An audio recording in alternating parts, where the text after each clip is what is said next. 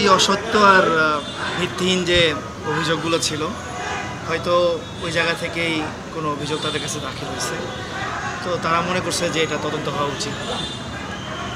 তো আজকে সেই উদ্দেশ্যে আসা, তারা একটা নোটিশ করেছিল আমাকে। আর ফ্যাক্টের যে বিষয় সেটা হলো, এর আগেও আমি যেটা বলছি যে অভিযোগগুলো সম্পূর্ণ অসত্য এবং ভিত্তিহীন।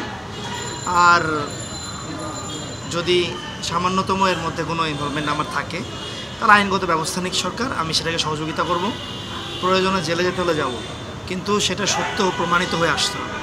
শুধু অসত্য এবং ভিত্তিহীন কোনো সংবাদ এভাবে প্রচার হবে যেটা আমার পারিবারিক, সামাজিক সমস্ত জায়গাতে আমাকে মানহানিকর একটা অবস্থার মধ্যে নিয়ে যাবে, এটা তো নতুন বাংলাদেশে আমরা প্রত্যাশা করি না।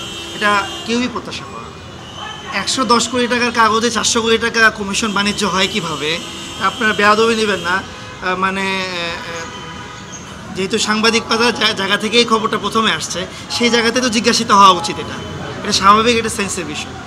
যদি অন্য কোনো পরিমাণ আসতো, আবার কিছুদিন আগে আরেকটা রিপোর্ট হয়েছে 28 কোটি টাকার, সেই রিপোর্টের মধ্যে স্বাভাবিকভাবে বাংলাদেশের যে কোনো অঙ্ক জানা ব্যক্তি যদি ওই জায়গাতে হিসাব করে এবং যে তথ্যগুলো ওখানে লেখা হয়েছে সেটাও যে একটা মানে ভুলভাল তথ্য দিয়ে ভরা, এটা একদমই দেখা যাচ্ছে। এজন্য এগুলো আসলে ভিত্তিহীন সংবাদ, সঠিকভাবে তদন্ত হওয়া উচিত এগুলো। যেহেতু একটা নিরপেক্ষ স্বাধীন প্রতিষ্ঠানের কাছে তদন্তের দায়িত্ব আসছে, আমি আশাবাদী দুদক এখানে সঠিকভাবে তদন্ত করবে এবং ইনশাআল্লাহ পরিপূর্ণ এই ভিত্তিহীন অভিযোগ থেকে আমার দায় মুক্তি হবে। আর দ্বিতীয় প্রশ্ন করেছেন আপনি ডিসি নিয়োগের, এটা অনেক স্বচ্ছ একটা প্রক্রিয়ার মাধ্যমে হয়। যদি ডিসি নিয়োগের ক্ষেত্রে কারো এরকম ভূমিকা থাকে যে কেউ 64 জেলার ডিসি নিয়োগ করছে, মহাশক্তিশালী কাউকে হতে হবে। তো এটা আসলে যেটা সম্ভাবনার সম্ভবপরতার একদমই বিপরীত একটা জিনিস। যারা বোঝে আর কি এই জিনিসগুলো, তারা হাসে ধরনের সংবাদ শুনে। আসলে অফিসিয়ালি আমি বর্তমান সময়ের দায়িত্ব রয়েছি, বাট আমি আমার যেহেতু বিভিন্ন ক্যারিয়ারের বিষয় রয়েছে, ব্যস্ততা রয়েছে, তো আমি এই কদিন আহতদের নিয়ে কাজ করছিলাম। আপনারা জানেন যে আমরা গতকাল পর্যন্ত 47 জন আহত যোদ্ধাকে বিভিন্ন দেশে পাঠিয়েছি। গতকালকেও 7 জনকে পাঠানো হয়েছে থাইল্যান্ডে উন্নত চিকিৎসার জন্য।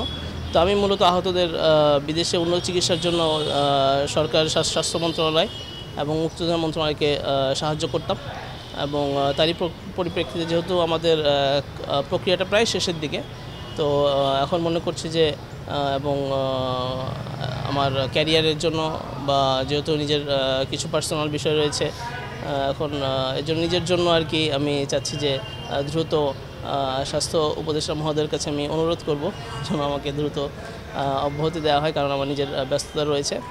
আর আহতদের জন্য সবসময় আমি কাজ করে যাব, আমি পদে থাকি না থাকি, আহতদের জন্য সবসময় আমি কাজ করে যাবো ইনশাআল্লাহ। অসত্য এবং মিথ্যা। কেন অসত্য মিথ্যা এটা প্রমাণ করার দায়িত্ব আপনাদের। আচ্ছা, এই সঙ্গে যে অভিযোগগুলো কেন উঠলো অন্য কারো বিরুদ্ধে উঠলো না, ওনারা তো আপনার কাছে কিছু ডকুমেন্ট চেয়েছে বা কোনো জিজ্ঞাসাবাদ করছে, সেক্ষেত্রে তো আপনাদের অবশ্যই কিছু প্রমাণ ওনারা দিয়েছে, প্রাথমিক কিছু তথ্য ওনারা পেয়েছে আপনাকে জিজ্ঞাসাবাদের জন্য ডাকছে। এটা প্রাথমিক তথ্য আমি আসলে সর্বপ্রথম জেনেছি যখন আমি রাশিয়া অবস্থান করছিলাম খোকন চন্দ্র বর্মনের সাথে 2014 মানে এই বছর 2025-এর 24শে এপ্রিলে।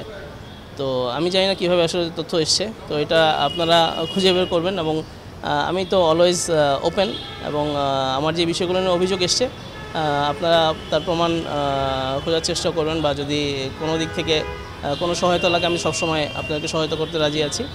বাট আমার দিক থেকে আমি এটাকে অসত্য এবং মিথ্যা বলে আমি দাবি করছি আমার পক্ষ থেকে। আমি অনুরোধ করব এবং যেহেতু আমার ব্যক্তিগত ব্যস্ততা রয়েছে, আমার মেন কাজটা ছিল আসলে আহতদেরকে কোঅর্ডিনেট করা, তাদের উন্নত চিকিৎসার জন্য কাজ করা। আপনারা জানেন যে ইতিমধ্যে আমরা বেশ কয়েকজনকে বিদেশে পাঠিয়েছি, প্রায় 47 জনের মতো, এবং সামনে আরও 20 জনের মতো হয়তো যাবে, 20 বা 22 জনের মতো যাবে।